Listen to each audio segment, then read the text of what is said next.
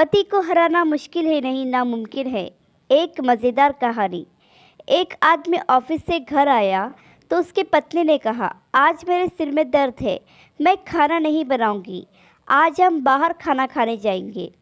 वह आदमी बहुत थका हुआ था, लेकिन अपनी पत्नी को नाराज़ नहीं करना चाहता था। सो वह तैयार हो गया और अपनी पत्नी से कहा, ठीक है, चले जाएंगे, तुम तैयार हो जाओ। तुरंत ही पत्नी ने फरमान जारी कर दिया कि आज हम किसी बड़े होटल में खाना खाएंगे।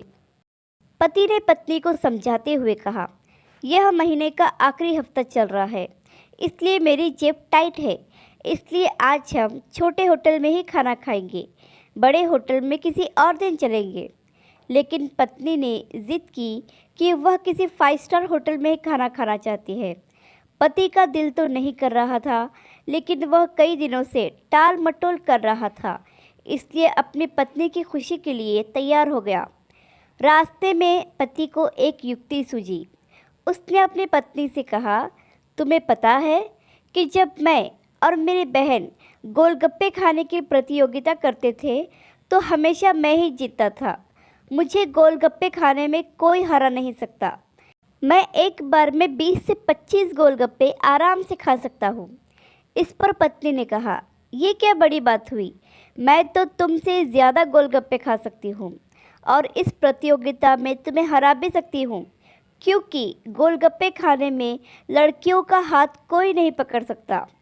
पति ने कहा, ऐसा नहीं हो सकता, मुझे गोलगप्पे खाने के मुकाबले में कोई हरा नहीं सकता।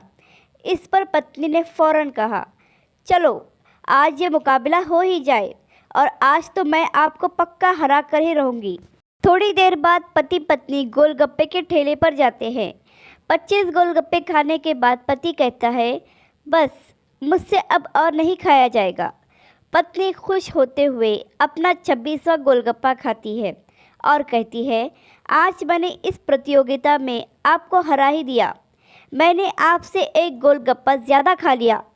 पति मुस्कुराते हुए कहता है, चलो तुम जीत गई, मैं हार मानता हूँ, चलो अब हम खाने के लिए होटल चलते हैं।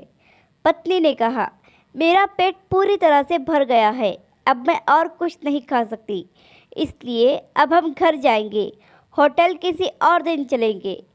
पति मन ही मन मुस्कुराते हुए कार की ओर चल देता है। पत्नी सोच रही होती है कि उसने प्रतियोगिता जीत ली है, जबकि वास्तव में जीत पति की हुई थी, क्योंकि वह अपनी योजना में सफल हो गया था और एक 5 स्टार होटल का खर्च उठाने से बच गया था। प्यारे दोस्तों, इस कहानी पर आपकी क्या राय है, हमें कमेंट करके ज़रूर बताइए।